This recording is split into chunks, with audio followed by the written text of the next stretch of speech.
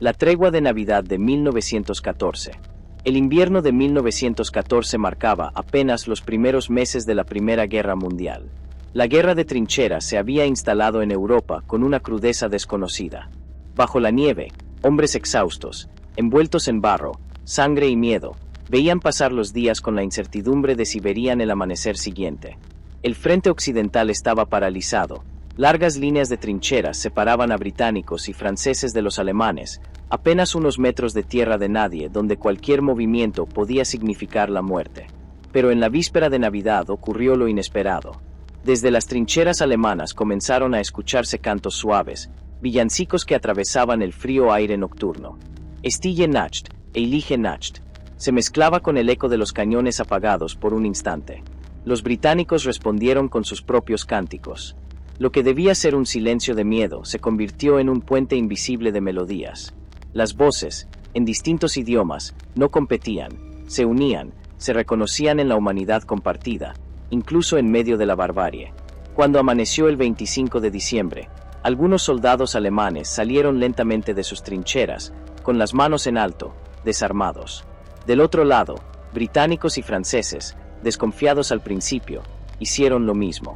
En tierra de nadie, ese espacio sembrado de cadáveres y alambradas, ocurrió el milagro. Se dieron la mano, compartieron cigarrillos, chocolate, pan. Los enemigos, que horas antes intentaban matarse, se mostraban fotos de sus familias y hablaban con gestos torpes pero sinceros.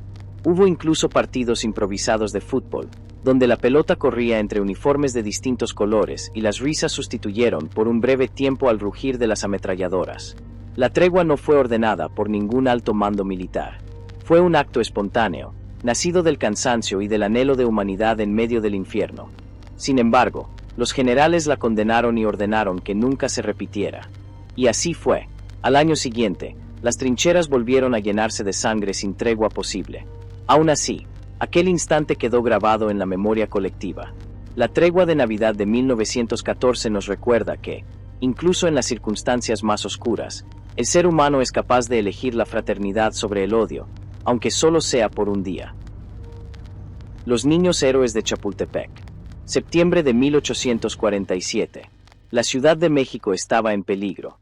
El ejército estadounidense, superior en número y armamento, avanzaba hacia el corazón del país. En el punto más alto de la capital se erguía el castillo de Chapultepec, entonces sede del Colegio Militar. Aquel lugar, símbolo de la defensa nacional, se convirtió en el escenario de una de las gestas más recordadas de la historia mexicana. Dentro del castillo había apenas un puñado de cadetes, jóvenes que en su mayoría no pasaban de los 20 años. No eran soldados experimentados, ni hombres curtidos en batalla. Eran estudiantes, formándose en el arte de la milicia, pero aún con la frescura de la juventud. Cuando el asedio comenzó, tuvieron que decidir, huir, rendirse, o permanecer en el castillo y luchar. Eligieron lo último, no por una estrategia militar, sino por honor y dignidad.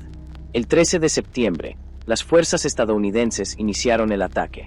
El estruendo de los cañones retumbaba en cada muro de piedra, y el aire se llenó de humo y metralla. Los cadetes resistieron con lo que tenían a mano: fusiles, bayonetas, incluso piedras. Entre ellos destacaron 6 nombres que pasarían a la historia: Juan de la Barrera, Vicente Suárez, Francisco Márquez, Agustín Melgar, Fernando Montes de Oca y Juan Escutia. La mayoría eran apenas adolescentes, y sin embargo defendieron el castillo como si fueran veteranos. La batalla fue brutal. Los cadetes cayeron uno a uno. La tradición cuenta que Juan Escutia, envuelto en la bandera mexicana, se arrojó desde lo alto del castillo antes de verla caer en manos enemigas. Si bien algunos historiadores discuten la veracidad de ese acto, lo cierto es que el gesto se convirtió en un símbolo eterno de sacrificio y amor patrio. El castillo finalmente fue tomado, y la bandera estadounidense ondeó sobre Chapultepec, pero el recuerdo de los jóvenes cadetes trascendió la derrota militar. Los niños héroes representan más que una batalla perdida. Encarnan la decisión de no rendirse, de luchar hasta el final aunque las probabilidades estén en contra. Son el recordatorio de que la verdadera fuerza no siempre está en la experiencia o en la cantidad de armas, sino en la convicción y el coraje de defender lo que se ama. Su sacrificio quedó grabado en la memoria nacional como un acto de honor que aún resuena, cada septiembre, en la historia de México. La resistencia de Stalingrado. El verano de 1942 llevó a Europa al filo del colapso. El ejército alemán, que hasta entonces había avanzado con una velocidad imparable, se dirigía hacia el sur de la Unión Soviética. Su objetivo era conquistar Stalingrado, la ciudad a orillas del río Volga que llevaba el nombre de Stalin y que representaba no solo un punto estratégico, sino también un símbolo político. Quien controlara Stalingrado dominaría las rutas hacia el Cáucaso y sus valiosos campos petroleros. La batalla comenzó en agosto, bajo un sol abrasador. Pronto, los cielos se llenaron de bombarderos alemanes que redujeron la ciudad a ruinas. Edificios enteros se desplomaban en cuestión de segundos. Sin embargo, esas ruinas se convirtieron en trincheras improvisadas para los defensores soviéticos. Lo que los alemanes pensaron que sería una rápida conquista se transformó en un infierno de combate urbano. Cada calle, cada fábrica, cada escalera se defendía palmo a palmo. Los civiles que no podían huir se unieron a la lucha, armados con lo que encontraban. El invierno llegó, y con él, la verdadera prueba de resistencia. El frío era insoportable, la comida escaseaba, y las tropas soviéticas apenas tenían abrigo. Los cadáveres se congelaban en la nieve, y sin embargo, la ciudad no se rendía. Los alemanes, atrapados en una urbe devastada, también sufrían hambre y enfermedades. Lo que comenzó como una ofensiva triunfal se convirtió en una trampa mortal. El mariscal Friedrich Paulus y su ejército quedaron rodeados por la contraofensiva soviética, la Operación Urano. En enero de 1943, sin refuerzos y sin suministros, los restos del sexto ejército alemán se rindieron. Era la primera gran derrota de la maquinaria nazi. Stalingrado se convirtió en el punto de quiebre de la Segunda Guerra Mundial. A un costo humano inimaginable, más de 1 millón de muertos entre soldados y civiles, la ciudad demostró que la resistencia, aunque llena de sufrimiento, puede cambiar el curso de la historia.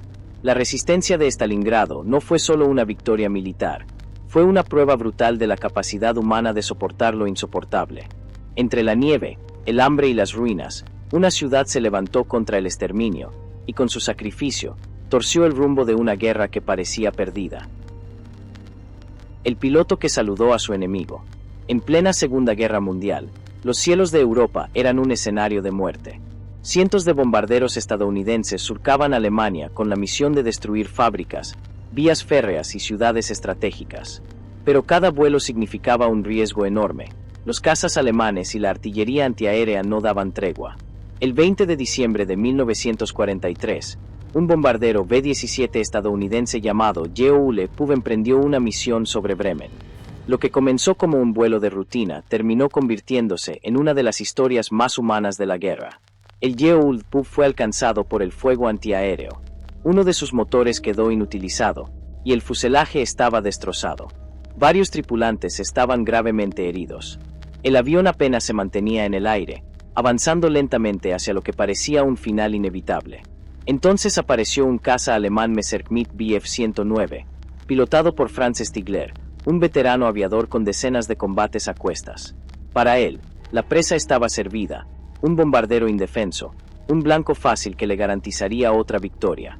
Pero al acercarse al B-17, Stigler vio algo que lo detuvo: las ventanillas rotas, los agujeros en el fuselaje, los hombres desangrándose en el interior.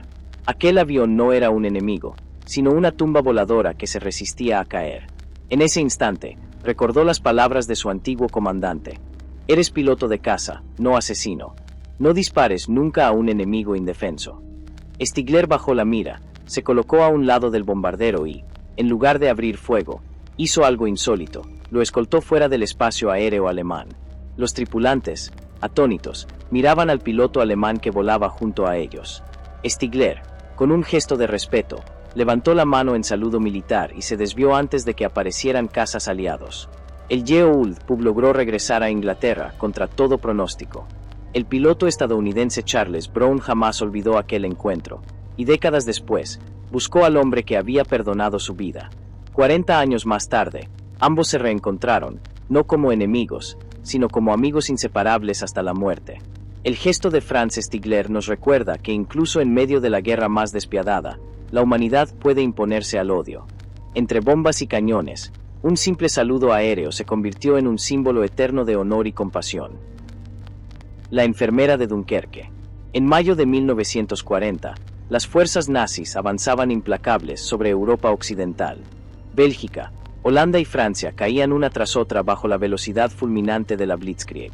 Cientos de miles de soldados aliados quedaron atrapados en la costa norte de Francia, en la ciudad de Dunkerque. Eran británicos, franceses y belgas que, cercados por el ejército alemán, parecían condenados a la aniquilación. Fue entonces cuando se organizó la famosa Operación Dinamo, una evacuación desesperada hacia Inglaterra, en medio de bombardeos y fuego enemigo. Entre ese caos, las historias de heroísmo individual brillaron con fuerza. Una de ellas fue la de las enfermeras y voluntarias que permanecieron en tierra firme, atendiendo a los heridos mientras el puerto ardía bajo las bombas. No tenían armas ni entrenamiento militar, solo vendas, agua y una valentía infinita. En improvisados puestos de socorro, curaban heridas abiertas, calmaban a los moribundos y daban ánimo a quienes esperaban un lugar en los barcos de rescate. Muchos testimonios cuentan que estas mujeres rechazaron subir a los barcos de evacuación para quedarse con los heridos que no podían caminar. Algunas murieron alcanzadas por la artillería alemana, otras fueron capturadas como prisioneras de guerra. Sin embargo, su labor permitió que miles de soldados lograran embarcar y sobrevivir. El sacrificio silencioso de estas enfermeras, casi anónimo, fue tan importante como el coraje de los hombres en armas. La historia de Dunkerque suele recordarse por la flota improvisada de botes civiles que cruzaron el Canal de la Mancha para salvar a más de 300.000 hombres. Pero entre esos números inmensos no debe olvidarse la humanidad que se mantuvo en pie en la playa ensangrentada, manos femeninas que sostenían a los heridos, voces que consolaban en medio del estruendo, vidas entregadas a la compasión aun cuando todo se derrumbaba. La enfermera de Dunkerque representa a esas mujeres que, sin uniforme militar ni medallas, se convirtieron en pilares de resistencia moral. Su legado nos recuerda que en medio del horror de la guerra, la verdadera victoria puede estar en un acto de cuidado, en salvar aunque sea una sola vida. El hundimiento del Wilhelm Gustloff. El 30 de enero de 1945, en los últimos meses de la Segunda Guerra Mundial, ocurrió una de las tragedias marítimas más terribles de la historia, aunque pocas veces recordada, el hundimiento del Wilhelm Gustloff. El navío alemán, que en sus orígenes había sido un crucero de placer, se convirtió durante la guerra en hospital flotante y, finalmente, en buque de evacuación. Su misión era trasladar a miles de refugiados alemanes que huían del avance soviético en Prusia Oriental hacia la relativa seguridad del oeste. Aquella noche helada en el mar Báltico, el Wilhelm Gustloff zarpó con una carga humana abrumadora. Diseñado para poco más de 1.800 pasajeros, llevaba a bordo a más de 10.000 personas, la mayoría mujeres, niños y ancianos, junto con soldados heridos y personal militar. El frío era insoportable, la cubierta estaba cubierta de hielo, y en el interior, los pasillos se abarrotaban con familias enteras que apenas podían moverse. El buque avanzaba lentamente, iluminado en la oscuridad como un blanco perfecto. En las profundidades del Báltico, el submarino soviético S-13, al mando del capitán Alexander Marinesko, divisó la gigantesca silueta. Sin dudarlo, lanzó 3 torpedos que impactaron de lleno contra el costado del Wilhelm Gustloff. El estruendo sacudió cada rincón del barco. En minutos, el pánico se desató. Miles de personas quedaron atrapadas en el interior, incapaces de alcanzar los escasos botes salvavidas. El frío del agua mataba en cuestión de segundos a quienes saltaban desesperadamente por la borda. El navío se hundió en menos de una hora, arrastrando consigo a más de 9.000 almas. Fue, y sigue siendo, el desastre marítimo más grande de la historia en número de muertos, superando incluso al Titanic o al Lusitania. Sin embargo, debido a que la tragedia ocurrió en el contexto de la derrota alemana, quedó sumida en el silencio y el olvido durante décadas. El hundimiento del Wilhelm Gustloff es un recordatorio brutal de que en la guerra las víctimas no son solo los combatientes. Son los inocentes que, en busca de escapar del fuego enemigo, terminan atrapados por la misma violencia que los rodea. Una historia que habla del costo humano incalculable de los conflictos y de cómo la memoria de miles de vidas puede perderse en las sombras de la historia oficial. El soldado japonés que nunca se rindió. Cuando Japón se rindió oficialmente en agosto de 1945, el mundo creyó que la guerra había terminado. Pero para un hombre en lo profundo de la selva filipina, la guerra nunca acabó. Su nombre era Hiroo Onoda, un oficial de inteligencia del ejército imperial japonés destinado a la isla de Lubang. Su misión era clara: espiar, sabotear y resistir el avance aliado. Antes de partir, recibió una orden directa de su superior: nunca te rindas. Pase lo que pase, volveremos por ti. Onoda tomó esas palabras como un juramento sagrado. Cuando las tropas estadounidenses ocuparon Filipinas y la guerra concluyó, él y un pequeño grupo de soldados se escondieron en la jungla. Ignoraban los altavoces y los panfletos lanzados desde el aire que anunciaban el fin del conflicto, convencidos de que era propaganda enemiga. Año tras año, sobrevivieron cazando, recolectando y atacando ocasionalmente a los pobladores locales, creyendo que la lucha continuaba. El tiempo pasó. Sus compañeros murieron, unos en enfrentamientos, otros por enfermedades, y Onoda quedó solo. Durante casi 3 décadas vivió en las sombras, oculto, armado con un fusil oxidado, manteniendo la disciplina militar como si todavía estuviera bajo órdenes directas del emperador. El mundo cambiaba a su alrededor, Japón se reconstruía, las ciudades renacían, y la vida moderna avanzaba, pero en la selva, Onoda seguía siendo un soldado de guerra. En 1974, un joven explorador japonés lo encontró.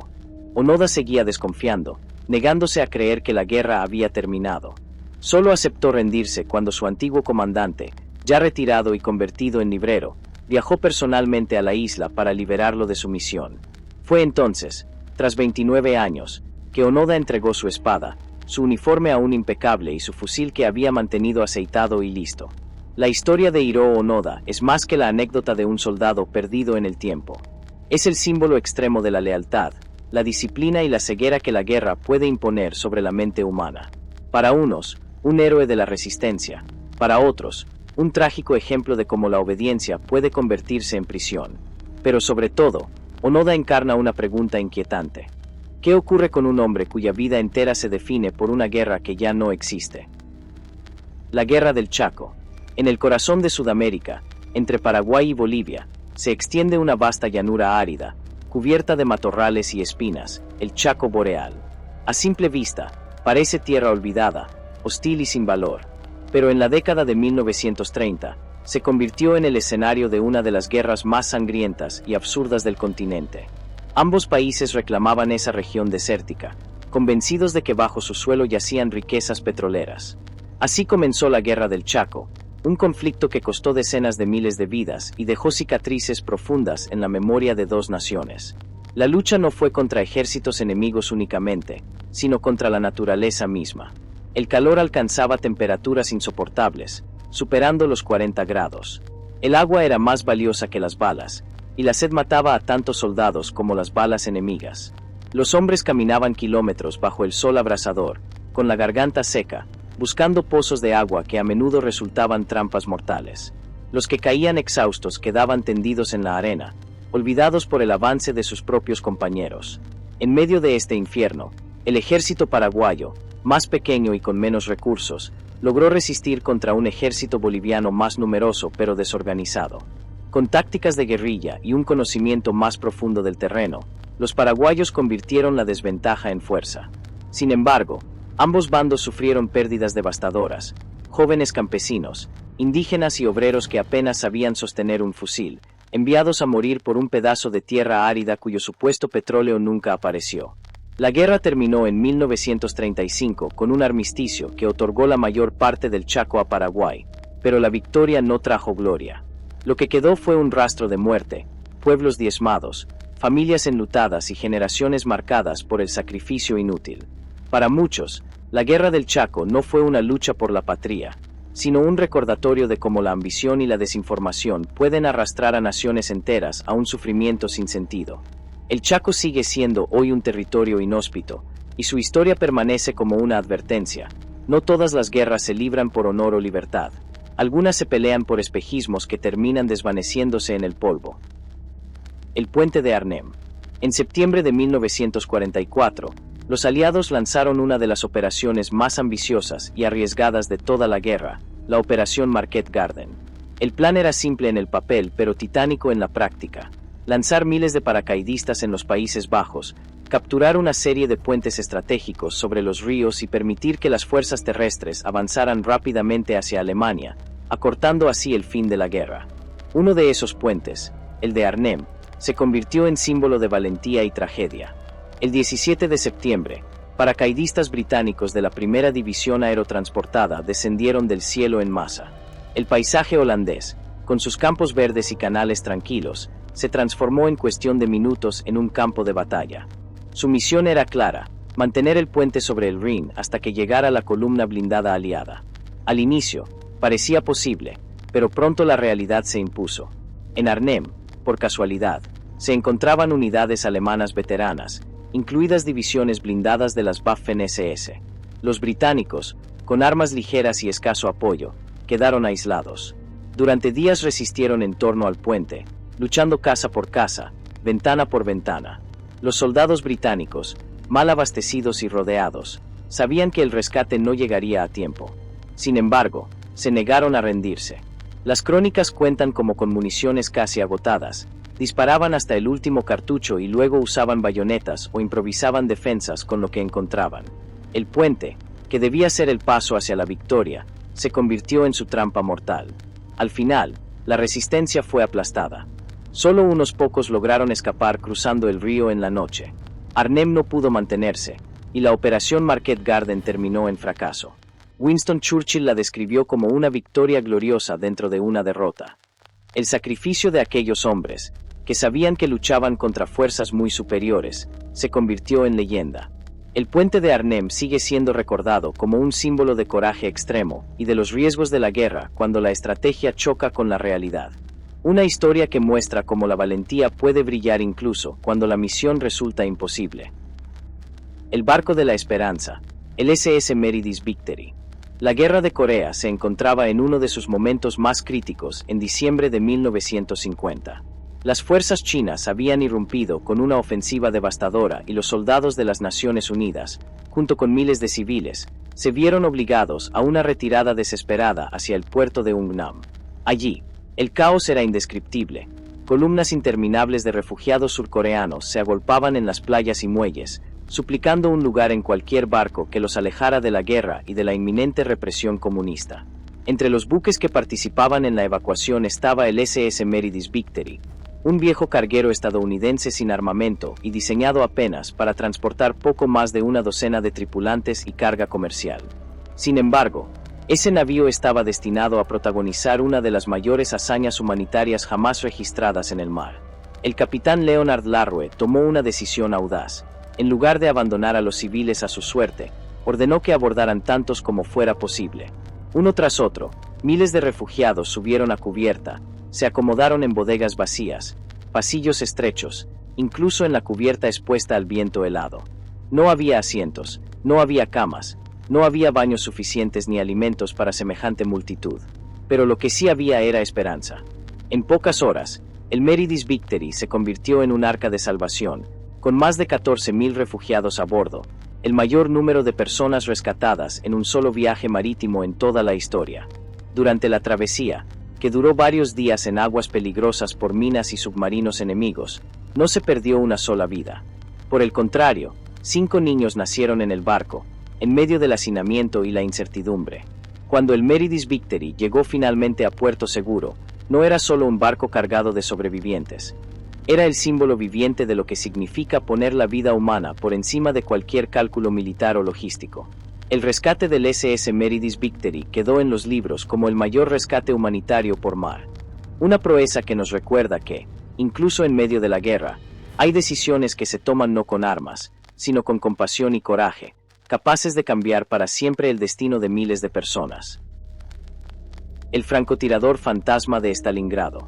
En la devastada ciudad de Stalingrado, donde cada edificio en ruinas era un campo de batalla y cada esquina podía significar la muerte, surgió la figura de un hombre que se convirtió en leyenda, Vasily Zaitsev, un humilde pastor de los montes Urales que se transformó en uno de los francotiradores más temidos de la Segunda Guerra Mundial. Cuando el ejército alemán lanzó su ofensiva contra Stalingrado en 1942, Zaitsev se ofreció como voluntario. Armado con un simple fusil Mosin Nagant, comenzó a cazar a los soldados nazis uno por uno, oculto entre las ruinas de fábricas, chimeneas destruidas y montones de escombros. Su puntería era mortal. Los relatos hablan de más de 200 bajas confirmadas en pocas semanas, aunque las cifras reales podrían ser mucho mayores. Los alemanes lo apodaron el fantasma porque parecía disparar desde la nada, y desaparecer sin dejar rastro. El impacto psicológico de Zaitsev fue tan grande como el militar. Sus acciones levantaban la moral de los soviéticos exhaustos y sembraban miedo en las tropas alemanas. Los francotiradores entrenados por él, conocidos como su escuela, multiplicaron su legado, convirtiendo cada rincón de la ciudad en una trampa mortal. Para los soldados nazis, asomarse un segundo significaba arriesgarse a recibir una bala invisible.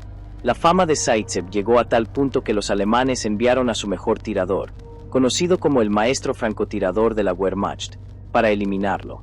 Se dice que ambos se enfrentaron en un duelo silencioso, escondidos durante días entre escombros y cadáveres. Finalmente, Zaitsev logró abatirlo con paciencia y astucia, reforzando su leyenda como el cazador indomable de Stalingrado.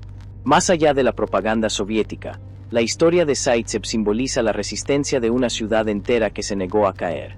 Su rifle no solo derribaba soldados enemigos, representaba la voluntad de un pueblo de sobrevivir frente al poderío de una máquina de guerra aparentemente invencible. El fantasma de Stalingrado sigue siendo, hasta hoy, un recordatorio de cómo la precisión de un solo hombre puede convertirse en arma de esperanza para miles. Los zapadores del metro de Londres. En 1940, durante el Blitz, Londres se convirtió en un infierno iluminado por bombas. Noche tras noche, la Luftwaffe descargaba sobre la capital británica toneladas de explosivos que reducían a cenizas barrios enteros. El rugido de las sirenas y el estruendo de las detonaciones eran parte de la vida diaria. En medio de ese caos, los túneles del metro londinense se transformaron en refugio para miles de civiles que, con colchones improvisados y mantas raídas, buscaban sobrevivir bajo tierra. Pero aquellos túneles no eran seguros por sí mismos. El impacto de una bomba podía provocar derrumbes, incendios o la inundación de galerías enteras. Fue entonces cuando entraron en acción los zapadores, equipos de ingenieros y trabajadores voluntarios cuya misión era mantener a salvo los refugios subterráneos. Estos hombres y mujeres, armados con palas, linternas y un coraje silencioso, recorrían el metro en plena oscuridad, revisando grietas, apuntalando techos y reparando los daños antes de que colapsaran sobre los refugiados. El trabajo era tan peligroso como ingrato. Con frecuencia, tenían que sacar cuerpos de entre los escombros, sofocar incendios bajo tierra o cortar el suministro eléctrico en estaciones inundadas de humo. Y, sin embargo, cada noche regresaban a la tarea, sabiendo que miles de vidas dependían de ellos. Mientras los londinenses intentaban dormir en el suelo frío de las estaciones, los zapadores eran los guardianes invisibles que se aseguraban de que aquel improvisado refugio resistiera un día más. La historia suele recordar a los pilotos de la RAF que defendieron los cielos británicos o a los políticos que levantaron la moral con discursos. Pero en la memoria del pueblo, los zapadores del metro representan la otra cara de la resistencia, la valentía callada, la que no busca gloria, sino simplemente mantener con vida a los demás. En los túneles oscuros, entre polvo y escombros, demostraron que incluso en el corazón de la guerra más despiadada, la solidaridad podía convertirse en un arma más poderosa que cualquier cañón. La Batalla de las Malvinas.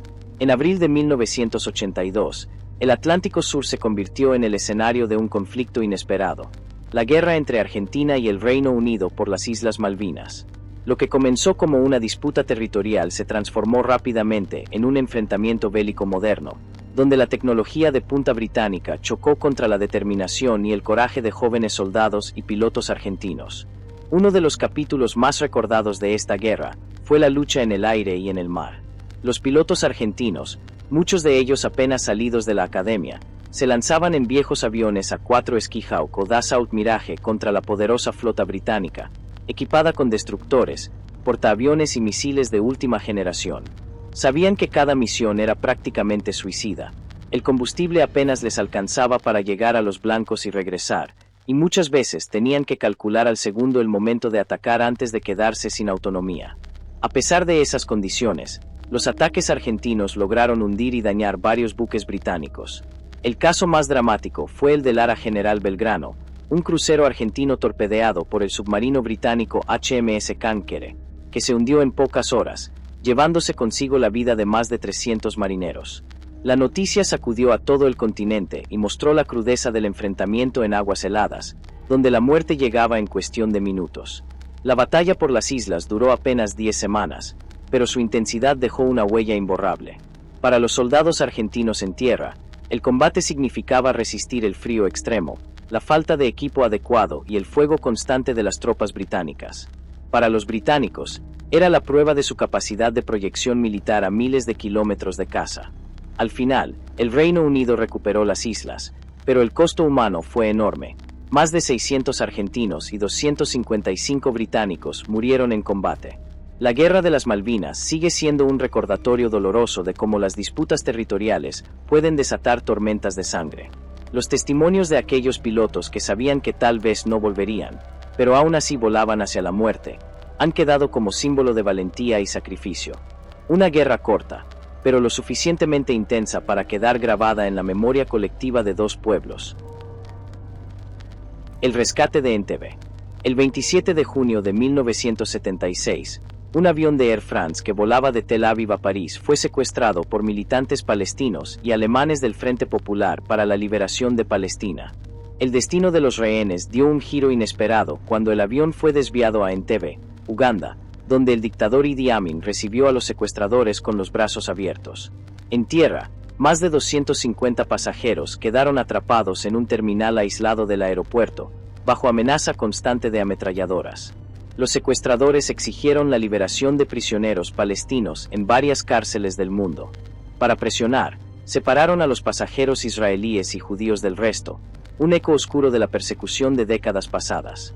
Mientras el tiempo corría y el mundo miraba con incertidumbre, en Israel se diseñaba un plan imposible: rescatar a los rehenes a más de 4.000 kilómetros de distancia, en territorio hostil, y dentro de un país gobernado por un tirano impredecible. La operación, bautizada como Operación Trueno, se lanzó la noche del 4 de julio. Aviones Hércules C-130 de la Fuerza Aérea Israelí volaron durante horas a baja altitud, casi rozando el desierto y el mar para evitar ser detectados por los radares enemigos. A bordo viajaban comandos de élite listos para irrumpir en el aeropuerto. Cuando llegaron a Entebbe, el factor sorpresa fue absoluto. Los soldados descendieron de un vehículo que simulaba ser el convoy personal de Idi Amin y en cuestión de minutos abatieron a los secuestradores dentro del terminal. El tiroteo fue breve pero feroz. En el intercambio murieron todos los terroristas, varios soldados ugandeses y 3 rehenes. Más de 100 cautivos fueron liberados y trasladados a los aviones que aguardaban en la pista. La misión duró apenas 90 minutos y se convirtió en una de las operaciones de rescate más audaces de la historia militar moderna. El precio fue alto. El comandante de la operación, Jonathan Netanyahu, hermano mayor del futuro primer ministro israelí, cayó en combate, convirtiéndose en héroe nacional. Pero el éxito fue innegable. Entebbe quedó grabado como una lección de determinación y planificación quirúrgica, una muestra de que incluso en escenarios desesperados, la voluntad de salvar vidas puede desafiar lo imposible. El niño mensajero de la Guerra Cristera. En los años 20, México se vio sacudido por un conflicto interno tan doloroso como silenciado, la Guerra Cristera. Fue una lucha entre el gobierno, que buscaba limitar el poder de la Iglesia Católica, y campesinos, sacerdotes y fieles que se levantaron en defensa de su fe. Entre las montañas y caminos polvorientos del occidente mexicano, no solo pelearon hombres armados, también participaron niños y adolescentes que sirvieron como mensajeros, exponiendo su vida en cada recorrido. Uno de esos pequeños héroes anónimos fue un niño de apenas 12 años, cuyo nombre se perdió en la historia, pero cuyo testimonio se repite en las narraciones de los sobrevivientes. Su misión era llevar mensajes secretos entre las comunidades y los grupos insurgentes, atravesando senderos infestados de soldados federales. No llevaba fusil ni uniforme. Su arma era la velocidad de sus pies y la inocencia de su apariencia. Muchos de estos niños escondían notas en sus zapatos, en pequeños rosarios o cosidas dentro de su ropa. El riesgo era inmenso.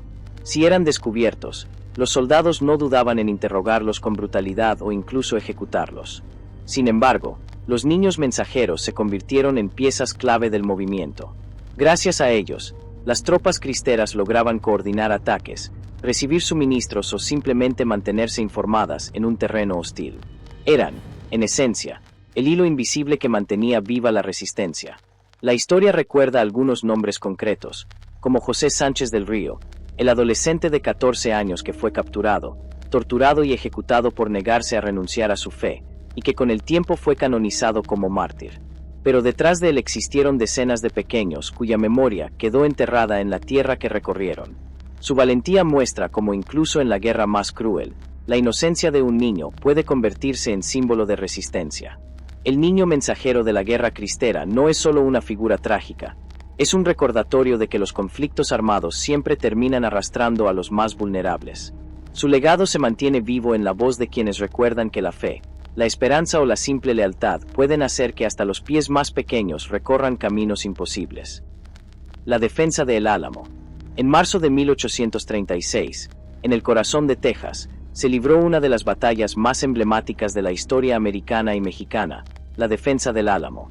Era un antiguo convento convertido en fortaleza, donde poco más de 180 rebeldes tejanos, mal armados y con escasas provisiones, se enfrentaron a un ejército mexicano que superaba los 1,500 hombres bajo el mando del general Antonio López de Santa Anna. Aquella lucha desigual se convirtió en un símbolo de resistencia y sacrificio. Los defensores del Álamo eran una mezcla de colonos angloamericanos, tejanos de origen mexicano, aventureros y figuras legendarias como Davy Crockett, Jim Bowie y William B. Travis. Sabían que la misión era casi imposible, pero eligieron permanecer en la fortaleza para retrasar el avance de Santa Anna y dar tiempo a que el movimiento independentista de Texas se organizara. Durante 13 días soportaron cañonazos incesantes, falta de agua y hambre, resistiendo con un valor que rayaba en la desesperación. El 6 de marzo, al amanecer, comenzó el asalto final. 3 oleadas de soldados mexicanos avanzaron contra los muros del Álamo. Los defensores disparaban desde cada ventana, desde cada resquicio, hasta agotar la pólvora. El combate cuerpo a cuerpo fue brutal. Travis cayó temprano en la lucha, Bowie, enfermo, fue abatido en su cama, y Crockett, según las versiones, murió peleando hasta el último instante. En cuestión de horas, todos los defensores fueron masacrados. El Álamo había caído, pero su memoria apenas comenzaba. La victoria militar fue mexicana, pero el costo político resultó enorme. El grito de "Recuerden el Álamo" se convirtió en un llamado de guerra que encendió a los rebeldes tejanos. Apenas unas semanas después, en la batalla de San Jacinto, las tropas de Sam Houston derrotaron al ejército de Santa Anna, asegurando la independencia de Texas. La defensa del Álamo es recordada no tanto por la estrategia militar, sino por el sacrificio de aquellos hombres que eligieron resistir hasta la muerte. Es la eterna paradoja de la guerra: una derrota puede transformarse en mito, y un acto de resistencia desesperada puede cambiar el rumbo de la historia. El milagro de Midway. En junio de 1942, apenas 6 meses después del ataque a Pearl Harbor, la Guerra del Pacífico alcanzó un punto decisivo. El imperio japonés, que parecía invencible tras conquistar vastos territorios, planeaba un golpe estratégico: tomar la pequeña isla de Midway, un punto clave que les permitiría dominar el Pacífico Central y acercarse a las costas de Estados Unidos. Confiaban en la superioridad de su marina, liderada por el almirante Isoroku Yamamoto, y en la experiencia de sus pilotos. La victoria parecía asegurada. Sin embargo, los estadounidenses habían logrado lo impensable: romper los códigos de comunicación japoneses. Gracias al trabajo de criptógrafos en Hawái, el almirante Chester Nimitz sabía con precisión el plan de ataque enemigo. Midway no sería una emboscada japonesa, sino la trampa perfecta tendida por la flota estadounidense. Con portaaviones ocultos en el vasto océano, Nimitz esperaba el momento exacto para golpear. El 4 de junio comenzó la batalla. Los japoneses lanzaron su ofensiva inicial, bombardeando Midway, pero mientras sus portaaviones se preparaban para un segundo ataque, los aviones estadounidenses irrumpieron en escena. Los primeros escuadrones, mal coordinados y sin escolta, fueron diezmados. Sin embargo, ese sacrificio distrajo a los japoneses el tiempo suficiente. Minutos después, los bombarderos en picado estadounidenses aparecieron sobre los cielos despejados y, en cuestión de 5 minutos, incendiaron 3 de los 4 portaaviones japoneses, el Akagi, el Kaga y el Soryu. Al día siguiente, el cuarto, el Iryu, corrió la misma suerte. El resultado fue devastador para Japón. Perdió 4 portaaviones, cientos de pilotos experimentados y la iniciativa estratégica en el Pacífico. Para Estados Unidos, fue un milagro militar, un giro inesperado que equilibró la balanza de la guerra.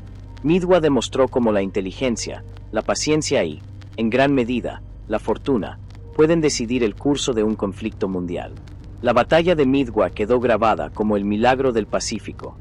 No solo fue una victoria naval, sino un punto de inflexión, el momento en que un imperio en expansión comenzó a retroceder, y una nación herida en Pearl Harbor empezó a tomar el control del destino de la guerra. El último samurái de Saigo Takamori. En la segunda mitad del siglo XIX, Japón vivía una transformación radical. El país, que durante siglos había permanecido cerrado al mundo bajo el shogunato, abrió sus puertas a Occidente durante la restauración Meiji. Llegaron nuevas armas, nuevas ideas, ferrocarriles y uniformes militares de estilo europeo. Pero no todos aceptaron esa modernización que parecía borrar de golpe las viejas tradiciones. Entre quienes se resistieron estaba Saigo Takamori, un legendario guerrero que se convirtió en símbolo de la lucha de los samuráis contra el nuevo orden. Takamori había sido un firme defensor del emperador, y había participado en las guerras que consolidaron su poder. Sin embargo, pronto se sintió traicionado. El espíritu samurái, con su código de honor y disciplina, estaba siendo reemplazado por un ejército moderno reclutado entre campesinos. La clase samurái, que por siglos había gobernado y protegido a Japón, quedaba relegada al olvido. Frente a esa realidad, Takamori tomó una decisión extrema: encabezar una rebelión para defender el antiguo camino del Bushido. En 1877, estalló la Guerra de Satsuma, en la que miles de samuráis armados con espadas, lanzas y arcos desafiaron a un ejército imperial que contaba con rifles modernos, cañones y tecnología occidental. Durante meses, libraron batallas encarnizadas. Los samuráis cargaban valientemente contra las líneas enemigas, pero el poder de fuego de las tropas imperiales los diezmaba sin piedad. Cada combate era un choque entre el pasado y el futuro, entre la tradición que moría y la modernidad que nacía a la fuerza. La rebelión terminó en septiembre, en la batalla de Shiroyama. Los pocos samuráis sobrevivientes, liderados por Takamori, realizaron una última carga suicida contra un ejército que los superaba ampliamente. Takamori cayó herido, y según la tradición, se practicó el seppuku, el ritual de suicidio que marcaba el fin honorable de un guerrero. Con él murió no solo un hombre, sino toda una era. Saigo Takamori es recordado como el último samurái. Su figura encarna la tensión eterna entre tradición y modernidad, entre la lealtad al pasado y la inevitabilidad del cambio. Aunque su rebelión fracasó, su memoria se convirtió en leyenda, inspirando novelas, películas y canciones. Su vida y su muerte siguen recordando que la historia avanza, pero que cada paso hacia adelante siempre deja tras de sí un mundo que se resiste a desaparecer. El bombardeo de Guernica. El 26 de abril de 1937, en plena Guerra Civil Española, la pequeña ciudad de Guernica, en el País Vasco, se convirtió en el escenario de uno de los episodios más atroces de la guerra moderna. Era día de mercado, y cientos de campesinos habían acudido a vender sus productos en la plaza central. La vida parecía transcurrir con normalidad, hasta que en el cielo comenzaron a escucharse motores. Era la Legión Cóndor, la fuerza aérea enviada por la Alemania nazi en apoyo al bando franquista. En cuestión de minutos, Guernica fue arrasada desde el aire. Primero, bombarderos lanzaron explosivos de gran potencia que derrumbaron edificios enteros. Luego, aviones más ligeros arrojaron bombas incendiarias, convirtiendo las calles en un infierno de fuego. Para rematar, casas descendieron en picado y ametrallaron a la población que corría desesperada por los campos. El ataque duró más de 3 horas y transformó la ciudad en un amasijo de ruinas humeantes. Las víctimas fueron en su mayoría civiles, hombres, mujeres, ancianos y niños que no tuvieron donde refugiarse. Se calcula que entre 200 y 300 personas murieron, aunque algunas fuentes hablan de números mucho mayores. Lo más impactante no fue solo la destrucción material, sino el mensaje que el ataque enviaba al mundo. Por primera vez, un bombardeo aéreo masivo había tenido como blanco deliberado a una población indefensa. Guernica se convirtió en el siniestro laboratorio de lo que años después serían los bombardeos de la Segunda Guerra Mundial. La indignación internacional fue enorme. Y en medio de ese dolor, nació una de las obras de arte más poderosas de la historia, el cuadro Guernica de Pablo Picasso. Con trazos desgarrados en blanco y negro, el pintor inmortalizó el horror de aquel día: cuerpos desmembrados, animales agonizantes, rostros que gritan en silencio. La pintura recorrió el mundo como un grito de denuncia, recordando que Guernica no era solo una ciudad arrasada, sino un símbolo universal del sufrimiento civil en la guerra. El bombardeo de Guernica permanece en la memoria colectiva como una advertencia de lo que ocurre cuando la guerra deja de distinguir entre combatientes y poblaciones inocentes. Fue un antes y un después en la forma de hacer la guerra, pero también en la manera de recordarla, a través del arte, la indignación y la memoria. La resistencia francesa. Cuando Francia cayó ante el ejército alemán en 1940, millones de personas sintieron que todo estaba perdido. París estaba ocupada, el gobierno colaboraba con los nazis, y la vida cotidiana parecía haber sido devorada por el miedo y la represión. Sin embargo, en silencio y en las sombras, comenzó a gestarse un movimiento que se convertiría en símbolo de dignidad y coraje, la resistencia francesa. No era un ejército regular ni una organización unificada. Eran hombres y mujeres de toda condición, campesinos, estudiantes, maestros, sacerdotes, ferroviarios y hasta artistas. Muchos no habían tocado nunca un arma, pero entendían que resistir era un deber. Sus primeras acciones fueron simples: repartir panfletos clandestinos, pintar consignas en las paredes, ocultar a judíos perseguidos o transmitir información secreta a los aliados. Poco a poco, sus actos fueron creciendo en audacia.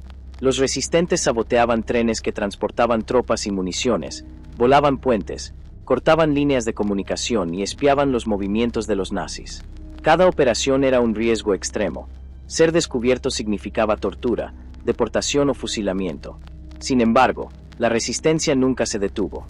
En sótanos oscuros imprimían periódicos prohibidos, en graneros ocultaban armas lanzadas por paracaídas desde Inglaterra, en montañas y bosques, formaban grupos de guerrilla conocidos como maquis, que hostigaban a las patrullas alemanas. Cuando en 1944 los aliados desembarcaron en Normandía, la resistencia se convirtió en un aliado esencial. Miles de combatientes se alzaron al unísono, liberando ciudades, cortando suministros enemigos y apoyando el avance aliado hacia París. La liberación de Francia no fue solo una victoria de ejércitos extranjeros, fue también el triunfo de aquellos ciudadanos anónimos que nunca aceptaron vivir de rodillas. La resistencia francesa representa la fuerza de un pueblo que se negó a rendirse.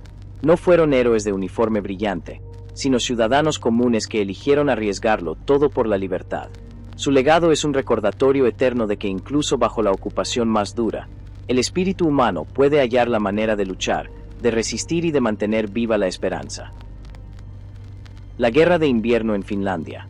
En noviembre de 1939, apenas semanas después de que la Segunda Guerra Mundial estallara en Europa, la Unión Soviética lanzó una ofensiva contra su pequeño vecino del norte, Finlandia.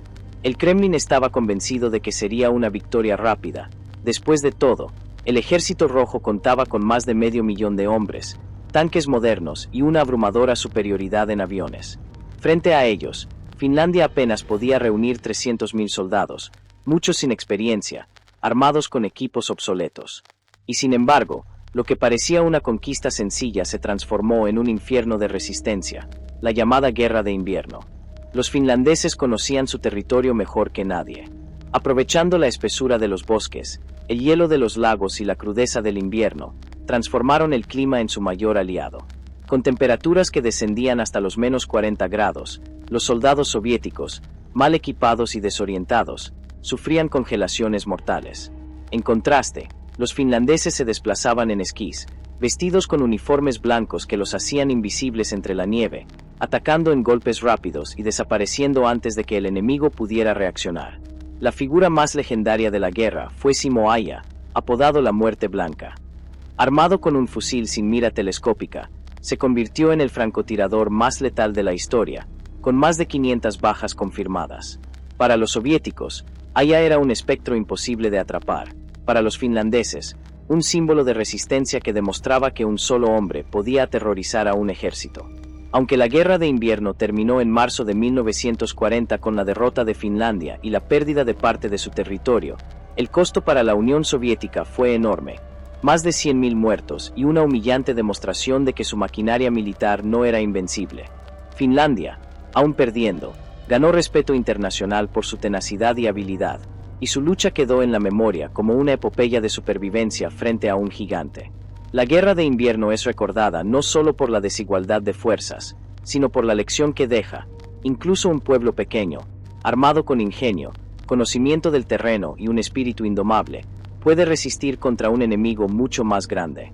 Fue la victoria moral de la nieve y del coraje frente al poder aplastante de la guerra moderna. El puente aéreo de Berlín. Tras la Segunda Guerra Mundial, Alemania quedó dividida entre las potencias vencedoras. Berlín, situada en pleno territorio controlado por la Unión Soviética, también fue partida en 4 sectores.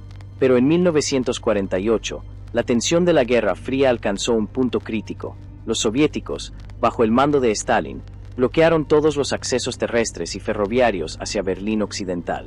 Su objetivo era claro: asfixiar a la población y obligar a los aliados, Estados Unidos, Reino Unido y Francia, a abandonar la ciudad. El bloqueo significaba hambre y desesperación para más de 2 millones de berlineses. Sin carbón, no habría calefacción para el crudo invierno. Sin harina, no habría pan.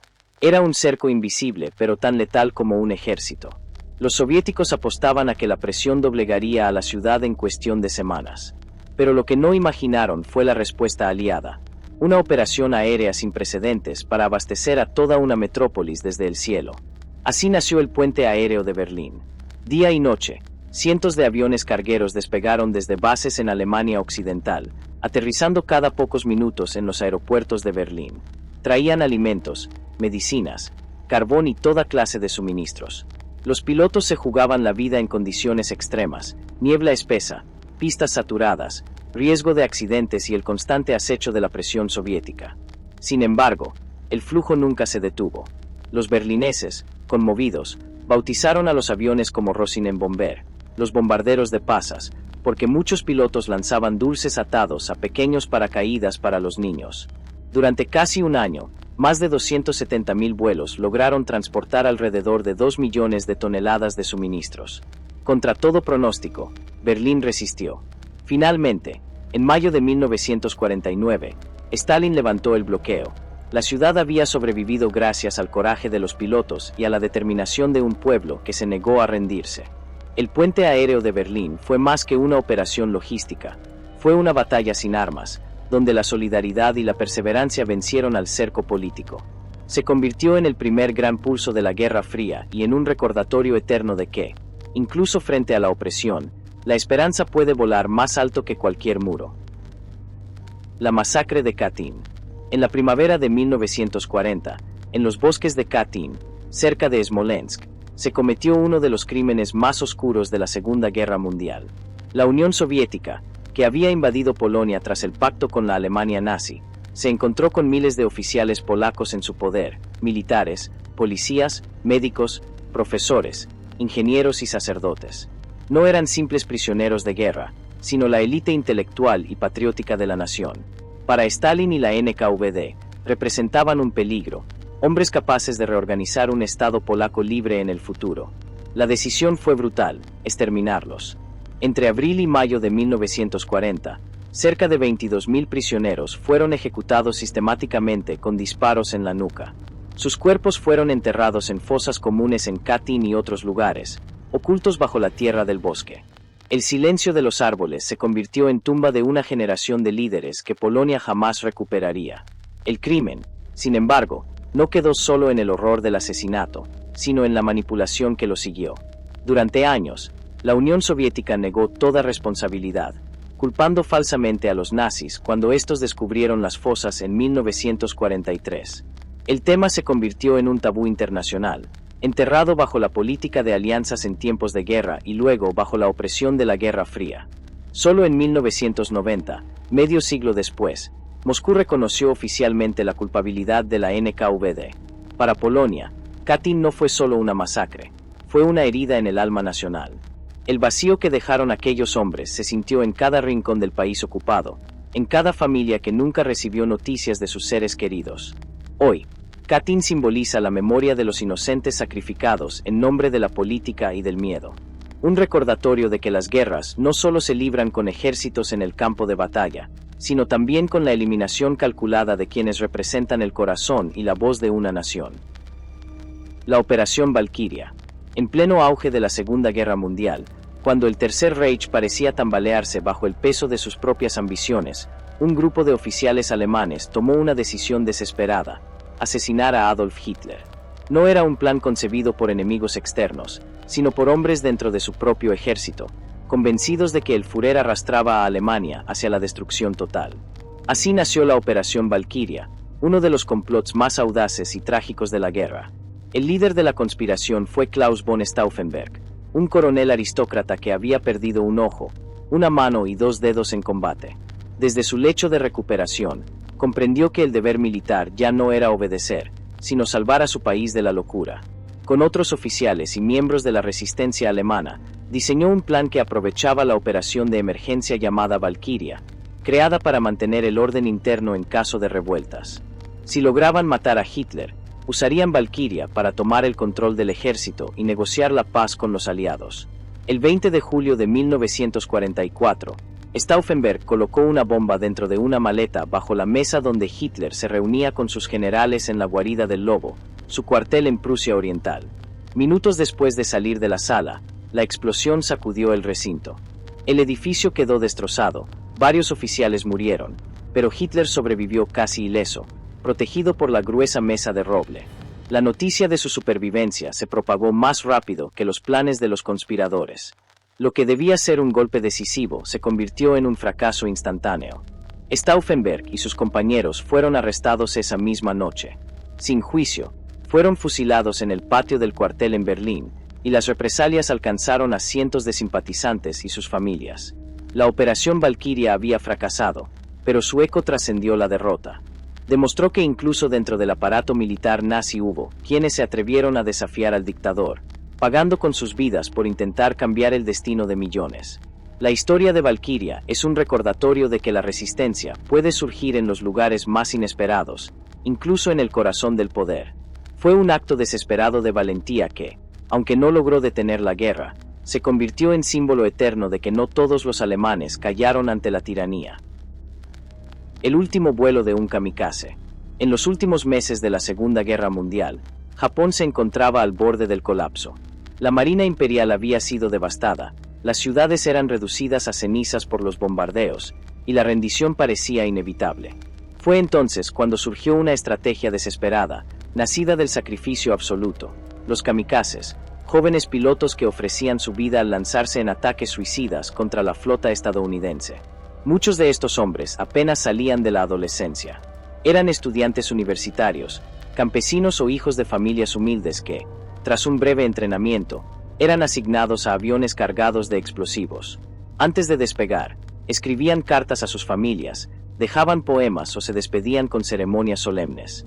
Algunos bebían sake, otros recibían una banda con el sol naciente atada a la frente. Sabían que no volverían, y aún así subían a sus cabinas con el rostro firme, entre la obediencia al emperador y la presión social que les exigía morir con honor. Los ataques kamikaze comenzaron a multiplicarse en 1944 y se intensificaron en 1945, cuando los estadounidenses se acercaban a Okinawa. Los relatos de los marinos norteamericanos describen el horror de ver descender aviones en picado, envueltos en llamas, impactando contra portaaviones, destructores y transportes de tropas. La destrucción era enorme, y el costo humano, brutal. Sin embargo, por cada buque dañado, decenas de pilotos japoneses morían, a veces sin alcanzar siquiera su objetivo. El último vuelo de un kamikaze no es uno en particular, sino el eco de miles de misiones individuales que se funden en una sola tragedia. Cada uno de esos jóvenes dejó atrás sueños, amores y familias, convencido de que su sacrificio podía cambiar el destino de la guerra. Pero la realidad fue que, aunque causaron daños significativos, no lograron detener el avance aliado ni evitar la derrota final. La historia de los kamikazes sigue siendo un tema doloroso y complejo. Para algunos, representan la entrega máxima por la patria, para otros, la manipulación cruel de una generación entera. Lo cierto es que sus vuelos suicidas son el símbolo de una nación llevada al extremo, donde el honor y la desesperación se confundieron hasta convertir la vida misma en un arma. Su legado nos recuerda que en la guerra, cuando se pierde la esperanza, incluso los cielos se convierten en cementerios. La historia está escrita con sangre, lágrimas y valentía. Cada una de estas narraciones nos recuerda que detrás de las batallas no hay solo estrategias o ejércitos, sino seres humanos que amaron, sufrieron y soñaron. Recordarlos es también aprender de sus errores y valorar la paz que hoy tenemos. Si este relato dejó algo en ti, ayúdame a mantener viva su memoria, Comparte este video, suscríbete al canal y deja en los comentarios lo que piensas. Tu voz puede ser la chispa que mantenga encendida la llama de la memoria histórica, para que estas historias no se pierdan y nunca más se repitan sus tragedias.